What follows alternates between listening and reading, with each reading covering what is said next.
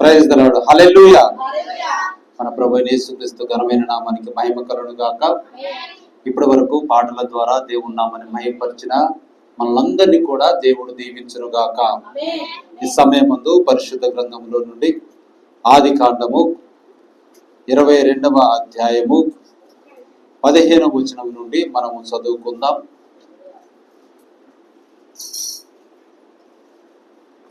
ఆది కాండము 22వ అధ్యాయము 15వ వచనం నుండి మనము చదువుకుందాం. అందరూ కూడా తీసుకోండి, జాగ్రత్తగా విన్నా. చదవ. యెహోవా దూత రెండవ మారు పరలోకము నుండి అబ్రహామును పిలిచి ఇట్లా నేను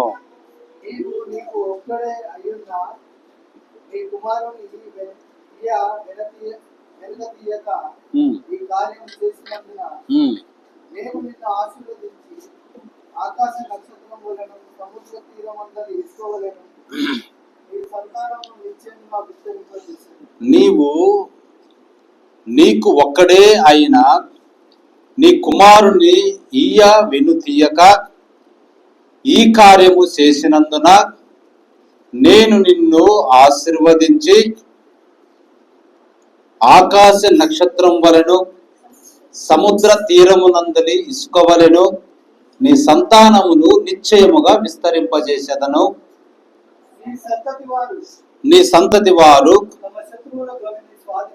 తమ శత్రువుల గవిని స్వాధీనపరుచుకొందురు. మరియు నీవు నా మాట వినినందున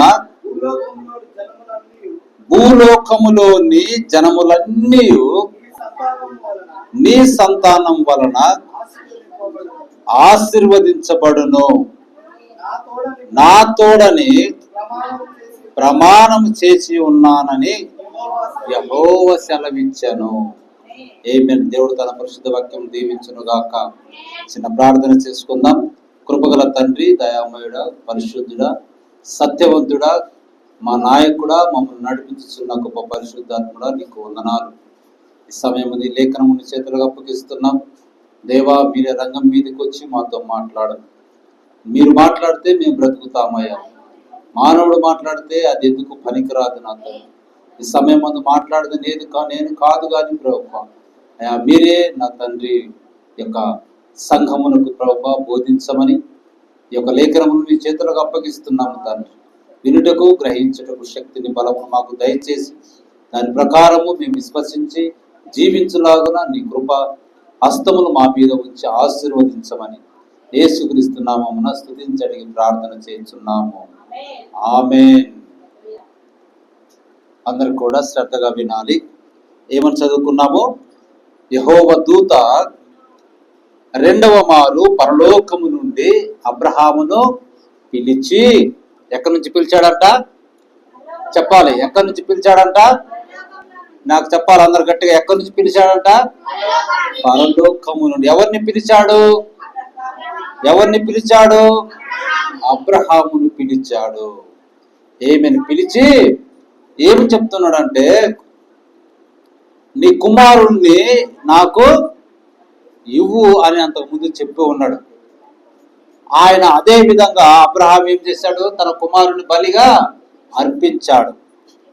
అలా అర్పించిన తర్వాత ఇప్పుడు మళ్ళీ రెండవ మారు అబ్రహామును పిలిచి, వినాలి ఇక్కడ, అబ్రహామును పిలిచి ఏమని చెప్తున్నాడంటే, అబ్రహామా, నీకు ఒక్కడే అయిన నీ కుమారుణ్ణి అంటే బలి వెనుతీయక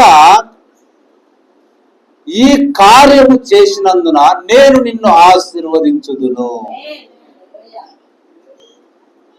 ఇక్కడ చూడండి, ఒక ఆశీర్వాదము రావాలి అంటే ఇక్కడే మనం చాలా మంది ఆశీర్వాదాలు మీకు వస్తాయని చెప్తా ఉంటారు. అసలు ఆశీర్వాదం అనేది నిజానికి ఎలా వస్తుందంట? ఇక్కడ రాయబడి ఉన్నది. అంటే నేను నీకు చెప్పిన మాటను నీవు సరిగా చేసినందున నేను నిన్ను ఆశీర్వదిస్తా. అదండి మనకు ఆశీర్వాదం రావాలంటే దేవుని మాటను మనము విశ్వసించి దాని ప్రకారము చెయ్యాలి. ఇలా తిరగండి. హల్లెలూయా. చూడండి, నిన్ను ఆశీర్వదించి ఆకాశ నక్షత్రముల వలెను సముద్ర తీరమునందు ఇసుక వలెను నీ సంతానమును నిశ్చయముగా విస్తరింపచేసేదను. చూడండి, అది మన సంతానము ఈ భూమి మీద విస్తరించాలి అంటే, మనకు మగపిల్లలు కానీ ఆడపిల్లలు కానీ కావాలి అంటే దేవుని మాటను మనము విని దాని ప్రకారము చెయ్యాలి. అంతేకాదు, నీకు శత్రువులు ఎవరైనా ఉన్నట్లయితే ఆ శత్రువుల యొక్క గవిని స్వాధీనపరచుకొందువు. అంటే వారిని నువ్వు జయించుదువు, వారికి ఉన్నటువంటి స్వాస్థ్యమును నీవు పొందుకుంటావు. హల్లెలూయా. అంతేకాదు, నీవు నా మాట వినినందున భూలోకములోని జనములన్నీ నీ సంతానం వలన ఆశీర్వదింపబడును. చూడండి ఎన్ని ఆశీర్వాదాలు ఇక్కడ. అసలు ఈ కుటుంబము ద్వారా, ఈ సంతానము ద్వారా ఏం జరుగుతుందంట? భూలోకంలోని మిగతా జనములన్నీ కూడా ఆశీర్వదింపబడతా ఉన్నాయి ఒక్క కుటుంబము ద్వారా. హల్లెలూయా. ఇది నా తోడని ప్రమాణం చేసి ఉన్నానని దేవుడు చలవిస్తా ఉన్నాడు. ఇక దాన్ని తిరిగి ఉంటుందా? దేవుడు నన్ను మహిమ కలను గాక. ఎందుకు ఇన్ని ఆశీర్వాదములు అబ్రహాంకు వచ్చినాయంటే, నేను నీకు చెప్పిన మాటను నీవు విని వెనుదీయక, ఏంటిదంట? వెనుదీయక నువ్వు చేసి ఉన్నావు కాబట్టి నిన్ను ఆశీర్వదిస్తున్నా. నీ యొక్క సంతానము విస్తారముగా అవుతుంది. నీ శత్రువులు కూడా నువ్వు జయిస్తావు. మరియు భూలోకములో ఉన్నటువంటి మిగతా కుటుంబాలు, వంశములు ఎన్నైతున్నాయి అన్ని కూడా నీ సంతానం వలన ఆశీర్వదింపబడతాయి. చూడండి ఎంత వాగ్దానం. ఇది నిజమైన వాగ్దానం. ఎందుకు వచ్చింది అబ్రహాముకు? కేవలం విశ్వాసం. దేవుడు చెప్పిన మాట నందు ఏం చేశాడు? ఆయన విశ్వాసం ఉంచాడు. నా కొడుకు పోయిన పర్వా లేదు, ఆయన అడిగాడు, ఆయనకు నేను తప్పకుండా బలి ఇస్తా. అలాగనే ఆయన ఏం చేశాడు? కత్తి ఎత్తి బలి ఇచ్చినట్టుగా ఉపమాన రీతిగా మనం చూస్తా ఉన్నాం. హల్లెలూయా. ఇప్పుడు మీరు జాగ్రత్తగా గమనించండి. ప్రవక్త మూల పురుషుడైన అబ్రహాము అనే టైటిల్ పెట్టి ఈ వర్తమానాన్ని ఆయన బోధిస్తూ ఎంత అద్భుతమైన వర్తమానాన్ని ఆయన బోధించాడో ఈ దినం మనం ఆ మాటలను గమనించుదాం. విధేయతను కలిగి ఉండటం వలన ఎంత గొప్ప ఆశీర్వాదం అది.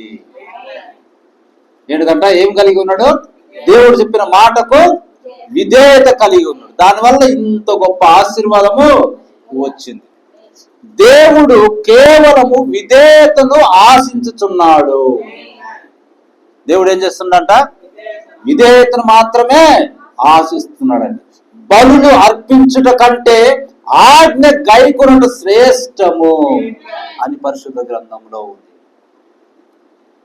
ఇప్పుడు బలులు అర్పించుట కంటే ఏంటిదంట? శ్రేష్టమైనది ఆజ్ఞను గైకొనుట. అబ్రహాముకు అదే ఆజ్ఞించింది. నీ ఒక్కగానొక్క కుమారుని తీసుకుని వెళ్ళి మోరియా దేశముందు నేను చూపించే కొండ మీద బలి చెయ్యమనేది ఒక ఆజ్ఞ. హల్లెలూయా. దాన్ని గైకొనుట ఏమైందంట? శ్రేష్టము. నీవు దేవునికి అర్పించు ఏ విధమైన అర్పణల కంటే ప్రభువు మాటకు లోబడి ఉండుట శ్రేష్టమైనది. అదండి. కానుక ఇవ్వటం కాదు, లేకపోతే ఇంకోటి పాటలు అవి ఇవన్నీ కాదండి. అసలు మెయిన్ ముఖ్యంగా మనం ఏం చేయాలి? లోబడి ఉండుట. ఆయన ఆజ్ఞకు లోబడి పని చేయుట శ్రేష్టమైనది. ఏమేమి దేవుని మహిమ కలుగును గాక. కాబట్టి ఈ రాత్రి సమయమందు మూల పురుషుడైన అబ్రహాము అను దివ్యమైన అంశం గురించి మనము ఆలకించబోతా ఉన్నాం. అతడు విశ్వాసులకు తండ్రి, విశ్వాసములకు తండ్రి అతను. హల్లెలూయా. ఆ విధంగా పరిశుద్ధ గ్రంథం ఆయన్ను పిలుస్తా ఉన్నది. అసలు విశ్వాసం అనేది ఎక్కడి నుంచి స్టార్ట్ అయింది? అబ్రహాము నుంచి.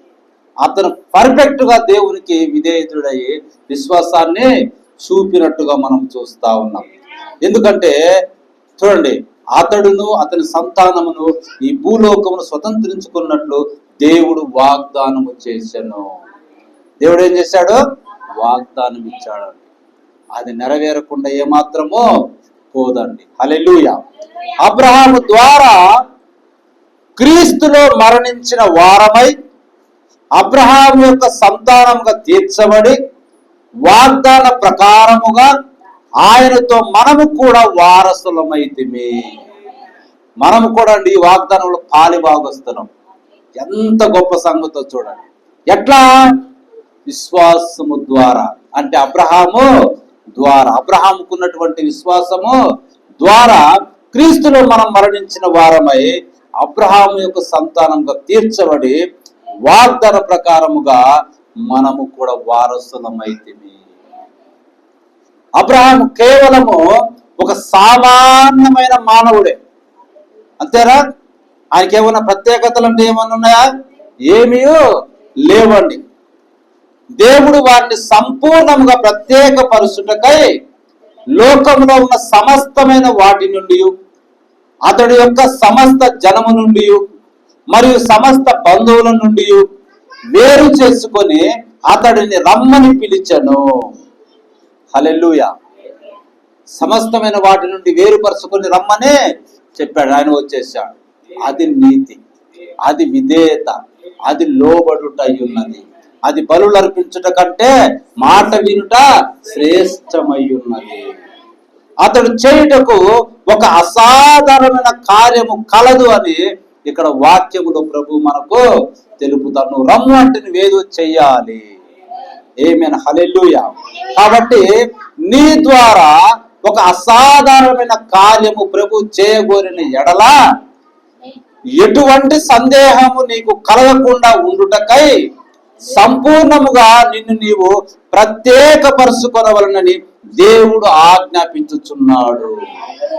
అదండి, నీవు కూడా అబ్రహాములో ఒక ప్రత్యేక కార్యం చేయాలంటే నువ్వు ఎటువంటి సందేహం అన్నది లేకుండా ఏం చేయాలి? ప్రత్యేకపరచుకోవాలి. కాబట్టి ఎక్కడ చూసినా వేరుపరచుట అన్నది మనకు ఉన్నదండి. ఆయన ఏం చెప్పినా ఆ మాటకు నీవు సంపూర్ణముగా విధేయుడవై ఉండవలసి ఉన్నది. ఆయన ఏమని చెప్పని దానికి నువ్వేం చేయాలి? విధేయుడవై ఉండాలండి. దాన్ని నువ్వు వేరే విధంగా చేయకూడదు. ఆయన ఎలా చెప్తే ఆ విధంగా చేయాలి.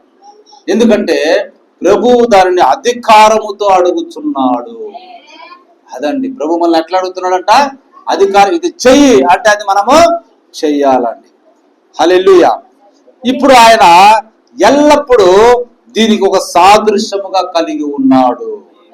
అదేదనగా దేవునితో కలిసి నడుచుటకు తగిన విధముగా ప్రత్యేకపరచబడిన వాడిగా ఉండుటకై అతని యొక్క సమస్త కుటుంబమును, సమస్త బంధువులను మరియు మొదలగు వాటన్నిటి నుండి సంపూర్ణముగా అతడు ప్రత్యేకించబడవలయును.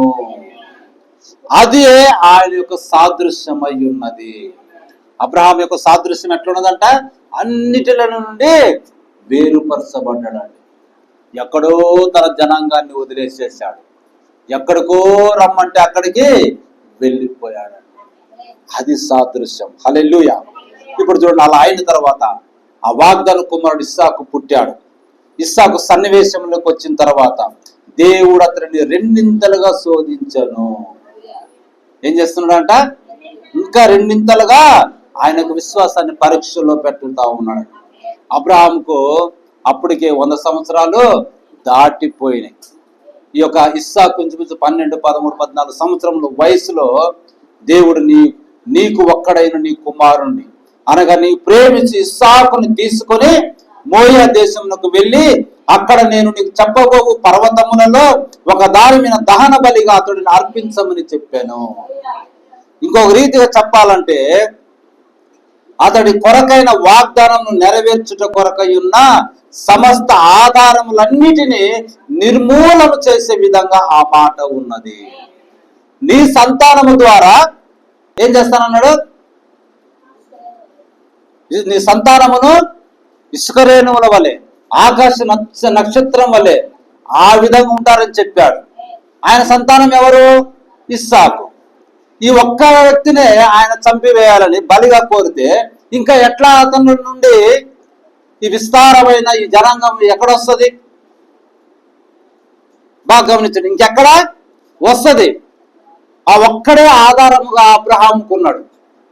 ఆ ఆధారాన్నే ఇప్పుడు ప్రభువు నిర్మూలన చేసే విధంగా ఆ మాట పలికినట్టుగా మనం చూస్తా ఉన్నాం.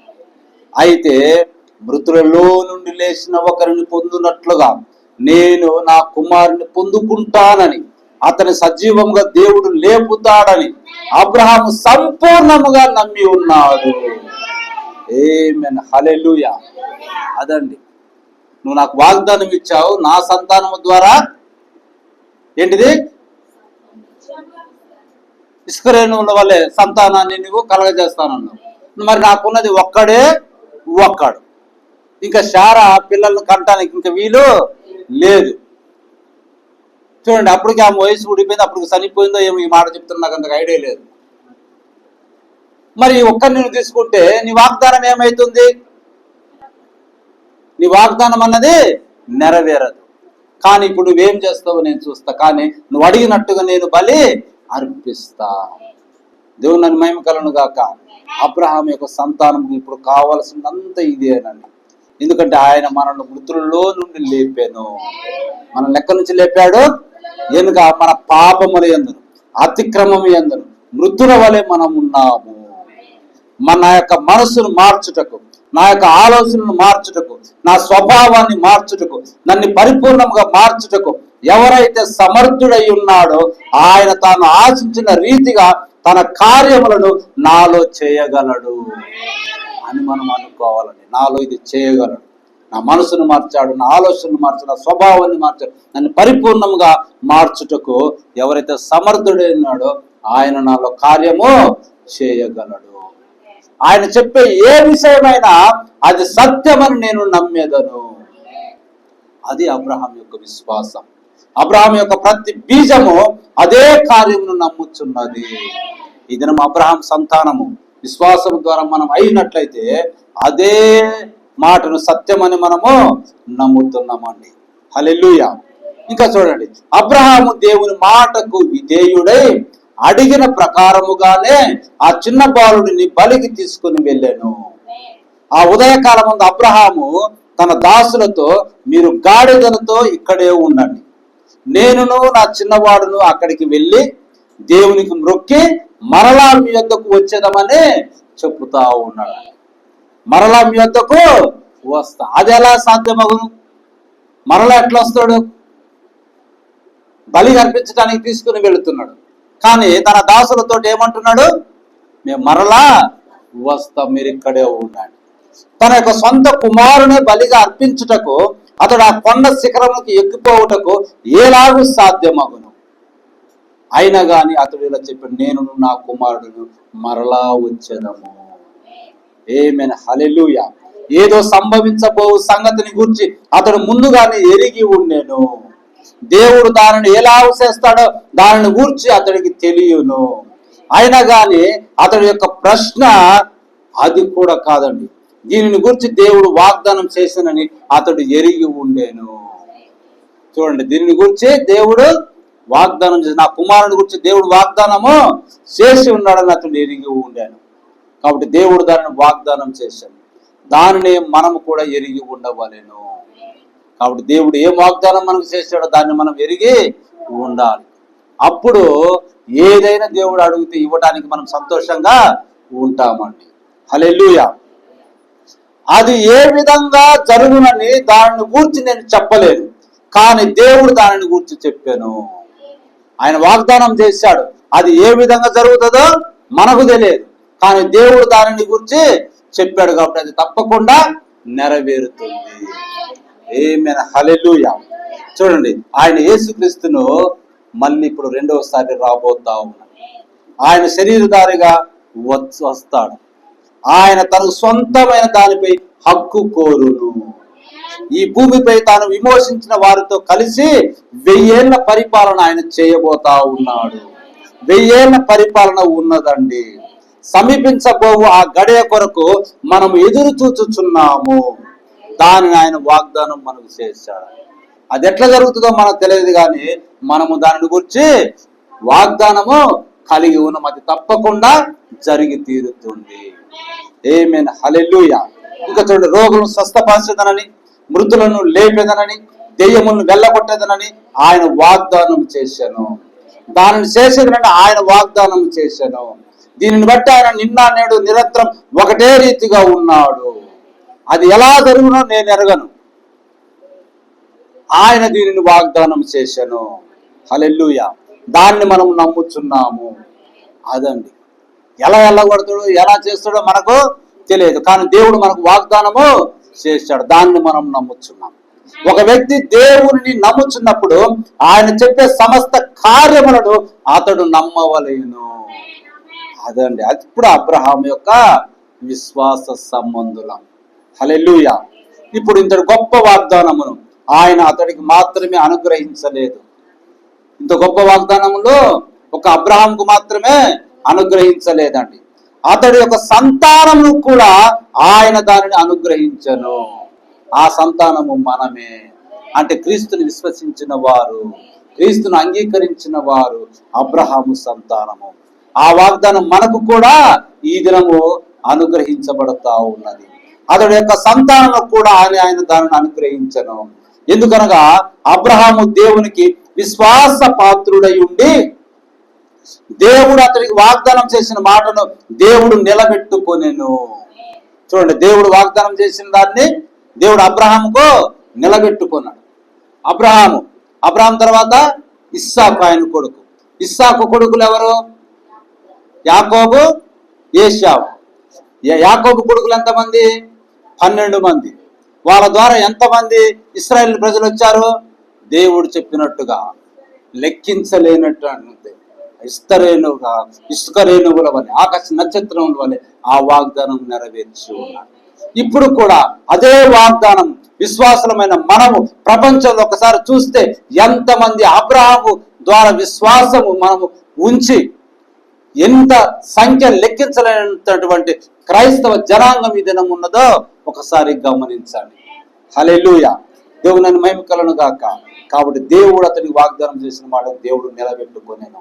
కనుక ఆయన ఈ బిడ్డను మరలా బ్రతికించగలడని అతడు ఎరిగి ఉండేను. అందుచేతన తన సొంత కుమారుని బలిగా అర్పించుటకు అతడు వెనుదీయలేదు. ఆమేన్, హల్లెలూయా. అంతేకాదు, ఇప్పుడు చూడండి ఒక చక్కటి ఉదాహరణ. దేవుడు తన కుమారుడిని ఏ విధముగా ఇచ్చెనో అదే విధమైన ఒక సాదృశ్యముగా అతడు ఆ కొండపైకి ఆ విధంగా కట్టెలను మోసుకుని వెళ్ళాను. ఎవరు కట్టెలు మోసుకుని వెళ్ళింది? ఇస్సాకు ఆయన భుజముల మీద కట్టెలు మోసుకొని ఆ కొండ మీదకి వెళ్ళాడు. అలాగే క్రీస్తు కూడా తన యొక్క స్వకీయ బలి అర్పణ కొరకు కొయ్యతో చేయబడిన సిలువను తానే ఆ కొండ శిఖరమునకు మోసుకొని వెళ్ళాను. ఆమేన్, హల్లెలూయా. ఇస్సాకు క్రీస్తుకు ఒక సాదృశ్యం అక్కడ కనపడతా ఉంది. ఒక బలి అయినట్టుగా అక్కడ మనకు కనపడతా ఉన్నాడు. తిరిగి ఆయన బ్రతికి మళ్ళీ తన తండ్రి దగ్గరికి వచ్చినట్టుగా మనకు కనపడతా ఉన్నాడు. ఆ కట్టెలను మోసుకొని పోయినా ఒక యవనస్తుడిగా అక్కడ మనకు కనపడతా ఉన్నాడు. హల్లెలూయా. దేవుని మహిమ కలుగును గాక. కాబట్టి భూమిపైన సమస్తమైన వాటి కంటే తన సొంత కుమారుని ప్రేమించిన ప్రేమ కంటెను అబ్రహాము దేవుడిని ఎంతగానో ప్రేమించను. దీన్ని బట్టి ఏం తెలిసింది? తన సొంత కుమారుని కూడా అంత ఎక్కువగా ప్రేమించాలండి. దేవుణ్ణి ఆయన ఎక్కువగా ప్రేమించాడు. దేవుని మాటని ఆయనకి ఎక్కువ విలువ ఇచ్చాడు. కాబట్టి మనకు వాక్యం చెప్తుంది, ప్రభు స్వయంగా చెప్తాడు, నాకంటే మీరు మీ తండ్రిని తల్లిని పిల్లల్ని ఎవరినే కానీ ప్రేమించకండి, లోకమును మీరు ప్రేమించకండి. హల్లెలూయా. అప్పుడే మీరు అబ్రహాం యొక్క ప్రేమలో ఉంటారు. ఆమేన్, హల్లెలూయా. అతడు ఈ కార్యం చేయటం వలన దేవుడు అతడి పట్ల ఎంతగానో సంతోషించను. చూడండి, అబ్రహాం ఆ కార్యం చేయడం పట్ల ఏమైందంట? దేవుడు ఎంతగానో సంతోషించాడు. మరి ఈ దినం మనము కూడా ఆయన మాటకు లోబడినట్లయితే దేవుడు మన పట్ల సంతోషించేవాడిగా ఉన్నాడు. ఎవరేమన్నా గాని బహుగా అతడు ఆయనను ప్రేమించను. ఎవరేమి చెప్పినా గాని అబ్రహాము దేవుడిని బహుగా ప్రేమించను. ఆయన యొక్క వాక్యము నమ్ముటకు కావలసిన నమ్మకము కంటే ఇంకా ఇంకా ఎంతగానో మరెక్కువగా అతడు ఆయనను ప్రేమించి ఉండేను. కాబట్టి అడిగింది తడువుగా తీసపై పరీక్షినట్టుగా మనం చూస్తా ఉన్నాం. అబ్రహాం యొక్క సంతానం అంతా కూడా దేవుని యొక్క వాక్యమును అదే విధముగా నమ్మేదరు. అదండి, మనం అబ్రహాం సంతానం అయితే మనము కూడా అబ్రహాం లాగా ఎక్కువగా దేవుణ్ణి మనము ప్రేమిస్తామండి. హల్లెలూయా. వారు దేవుని నమ్మేదరు. అది దేవునికి ఎంతగానో ప్రీతికరముగా ఉండేనని మనం ఎరుగుదుము. అందుచేత ఆయన చెప్పిన దానిని బట్టి నీ సంతతి వారు తమ శత్రువుల గవిని స్వాధీనపరుచుకునేదరు. అప్పుడు నువ్వు శత్రువుల యొక్క గవిని స్వాధీనపరుచుకుంటావు అని. ఇచ్చట నీ సంతతి వారు తమ శత్రువుల గవిని స్వాధీనపరుచుకునేదరు అనేది గుర్తుంచుకోండి. ఇది ప్రభు సెలవిచ్చినదిగా ఉన్నది. ఆ మాట చెప్పింది ఎవరు? ప్రభు సెలవిచ్చిందండి. నీవు అబ్రహాం యొక్క నిజమైన సంతానమైన ఎడల అబ్రహామునకు దేవుని యందున అదే విశ్వాసము నీలో కూడా ఉండును. అబ్రహాం యొక్క సంతానము దానిని విశ్వసించును. దేవుడు తాను చేసిన వాగ్దానమును ఆయన నెరవేర్చుననియు దేవుడు ఏమి చెప్పానో దానిని నీవు నమ్మెదవు. అదండి అబ్రహాం యొక్క విశ్వాస సంబంధులు. కాబట్టి మనం పొందుకునే ఆ వాగ్దానము, ఆ ముద్ర పరిశుద్ధాత్మ యొక్క బాప్తిస్మమై ఉన్నది. అవును, అది వాస్తవము. ఆ విధంగా ఆత్మ రూపంలో ఉన్న దేవుడు ఆయన యొక్క వాక్యము నాలో నీలో నివాసమై నీవు ఆయన వాక్యముగా మారిపోయిన తర్వాత ఆయన నీలో ప్రవేశించును. నీలోనికి నీవు వాక్యమును స్వీకరించినట్లయితే పరిశుద్ధాత్మ మాత్రమే దాన్ని జీవింపజేయును. ఆమేన్, హల్లెలూయా. ఎప్పుడైతే నీలో పరిశుద్ధాత్మ ఉండి వాక్యము జీవిస్తుందో శత్రువు యొక్క గవిని నీవు స్వాధీనపరచుకొనగలవు. ఆ వాగ్దానం అంతా నీకు చెంది ఉన్నది. అది నిజమండి. హల్లెలూయా. ఎందుకంటే దేవుడు దానిని వాగ్దానం చేశాను కాబట్టి అది అట్లే జరిగి సంభవించను. ఆమేన్, హల్లెలూయా. ఇంకొంచెం ముందుకు వెళ్దాం, ఓపిక పట్టుకోండి. అటు మీద ఒకనొక దినమున విశ్వాసము ద్వారా అబ్రహాం యొక్క సంతానం వచ్చాను. చాలా దినములైన తర్వాత ఏమైందంట? ఒకనొక దినమున విశ్వాసము ద్వారా అబ్రహాం యొక్క సంతానం వచ్చాను. నిజమైన సంతానం వచ్చాను. అబ్రహాం యొక్క రాజు సంతానము యేసుక్రీస్తు దేవుని కుమారుడుగా వచ్చాను. ప్రకృతి సంబంధము ఇస్సాకు ద్వారా రాలేదు. వారి వారి పాత్రలను వారు నిర్వహించారు. కానీ యేసుక్రీస్తు ఎలా వచ్చాడు? ప్రకృతి సంబంధము ఇస్సాకు ఆ తర్వాత వారి ద్వారా రాలేదండి. కానీ ఇచ్చట ఆయన ప్రకృతి సంబంధం జన్మ ద్వారా రాలేదు. లైంగిక వాంఛ ద్వారా ఆయన జన్మించలేదు. ఈయన కన్యక గర్భము దాల్చుట ద్వారా జన్మించి వచ్చాను. ఆమేన్, హల్లెలూయా. దేవుని యొక్క కుమారుడు. అబ్రహాం యొక్క ప్రకృతి సంబంధం వారందరూ ప్రకృతి సంబంధంగానే జన్మించారు. కానీ ఈయన కన్యక ద్వారా జన్మించను. భూమి మీదకి ఆయన వచ్చినప్పుడు ఆయన చేయవలసిన కార్యం ఏమిటి? సాతాను యొద్దనున్న ప్రతి శత్రువును ఆయన జయించను. సమస్తమును ఆయన జయించను. అదండి, తన శత్రువు యొక్క గవిని స్వాధీనపరుచుకుంటారు. అంటే యేసుక్రీస్తు రాజ సంతానముగా వచ్చి, అబ్రహాము రాజ సంతానముగా వచ్చి ఏం చేశాడు? శత్రువు యొక్క ప్రతి గవిని స్వాధీనపరుచుకున్నాడు. ఆయన ఏం చేశాను? ఆయన వ్యాధిని జయించను. ఆయన చుట్టూ ఏ వ్యాధులు లేకుండా పోయాను. ఎచ్చటెచ్చటి వ్యాధులు గలవో వాటిపై ఆయన జయము పొందెను. దానిని జయించిన తర్వాత ఆయన ఇంకా ఏమి చేశాను? ఆయన మనకు తాళపు చెవులను ఇచ్చాను. ఆమేన్, హల్లెలూయా. అన్నిటికంటే మోస్ట్ పవర్ఫుల్ అయిందండి. మీరు భూమి మీద దేన్ని బంధించెదరో దాన్ని నేను పరలోకమందు బంధించెదను. ఆ మాట ప్రభు చెప్పారు. తాళపు చెవి అదే అండి. హల్లెలూయా. ఓ ఆమేన్, దేవుని నామమున మహిమ కలుగును గాక.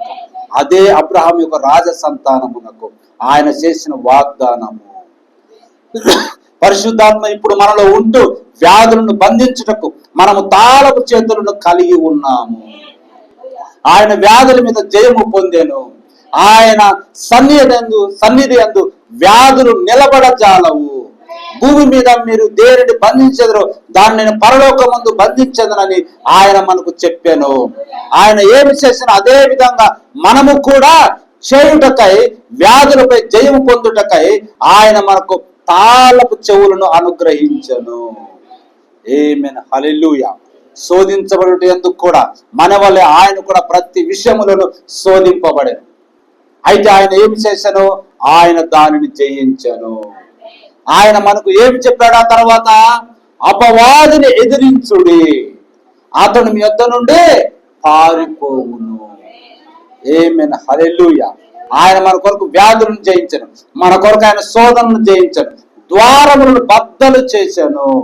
వంచకుడకు శోధకుని యొద్ద నుండి తాళపు చెవిని స్వాధీనపరచుకొని మరియు దానిని ఆయన తన విశ్వాసీయకు అబ్రహాము యొక్క సంతానం చేతులలో పెట్టి, వాడు మిమ్మల్ని శోధించిన ఎడల వాడిని ఎదుర్కొనండి, వాడు మీ యొద్ద నుండి పారిపోవును అని ఆయన చెప్పాను.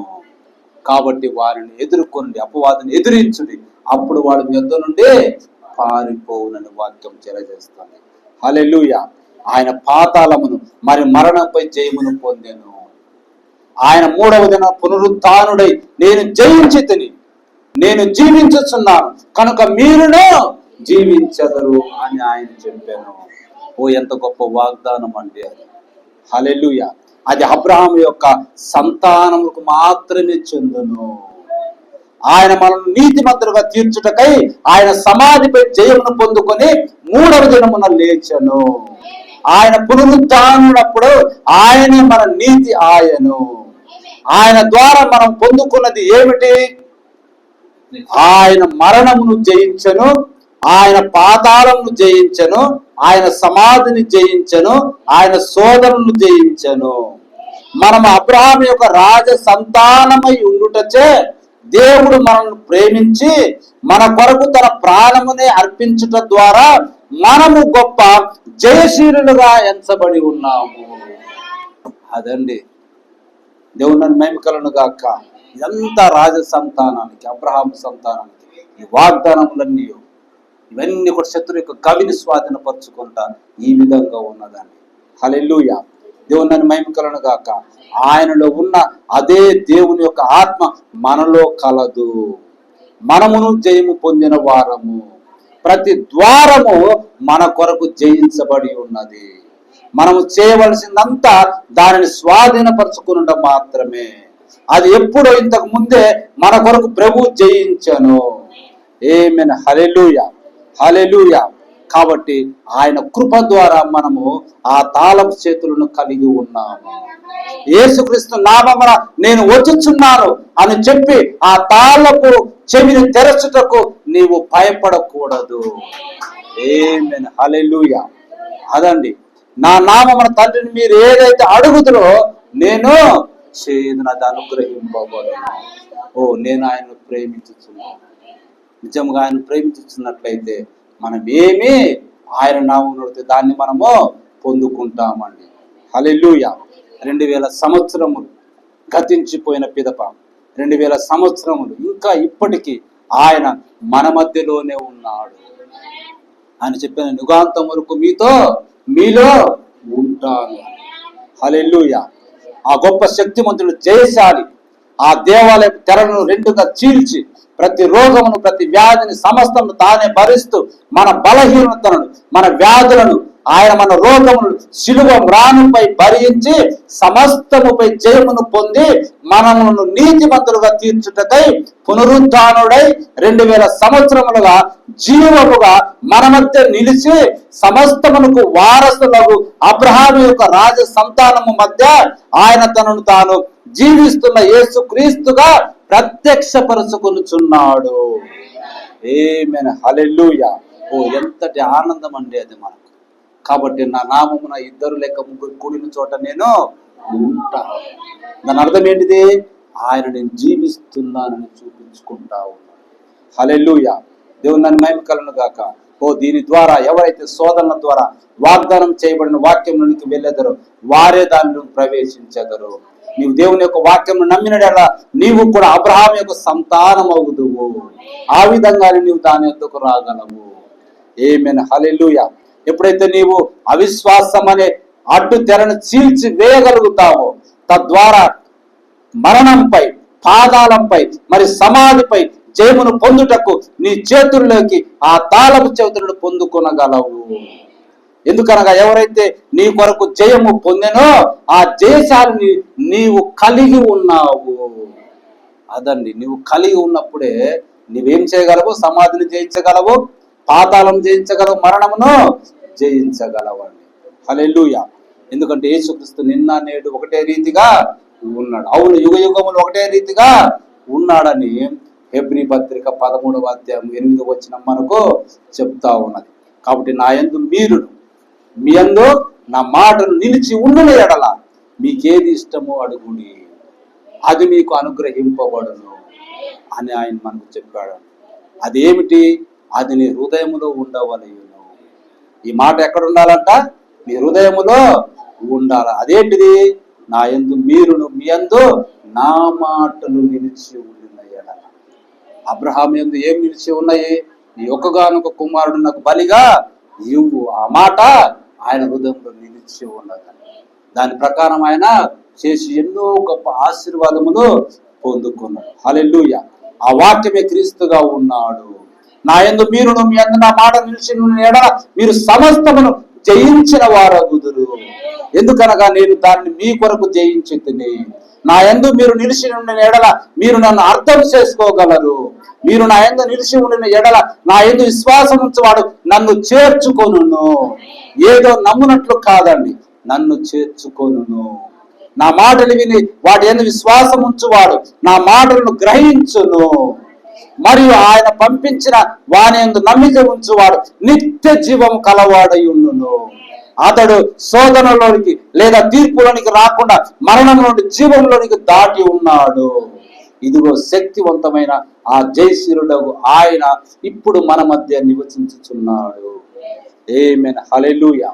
కాబట్టి నేటి రాత్రి సమయమున 2000 సంవత్సరములకు మునిపే గతించిపోయినప్పటికీ ఇంకా మనం ఆయనను చూచుటకై నిలిచి ఉన్నాము.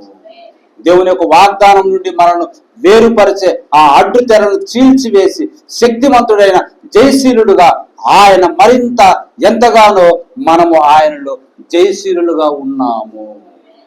కాబట్టి ఈ మాటను మీరు తీసుకొని, అబ్రహాము ప్రభువును నమ్మాడు, అది నీతిగా ఎంచబడి ఉంది. కాబట్టి విశ్వాసులకు తండ్రి అయి ఎన్నో గొప్ప ఆశీర్వాదములు పొందుకొని విధేయత చూపాడు. హల్లెలూయా. లోబడుట చూపాడు. కాబట్టి సంతానాన్ని పొందుకున్నాడు. భూలోక ఆశీర్వాదములు పొందుకున్నాడు, పరలోక ఆశీర్వాదములు పొందుకున్నాడు. అంతేకాదు ఆ కుటుంబము ద్వారా భూలోకములోని జనములన్నీ కూడా ఆశీర్వదింపబడే కుటుంబముగా అబ్రహాము కుటుంబం ఉన్నది.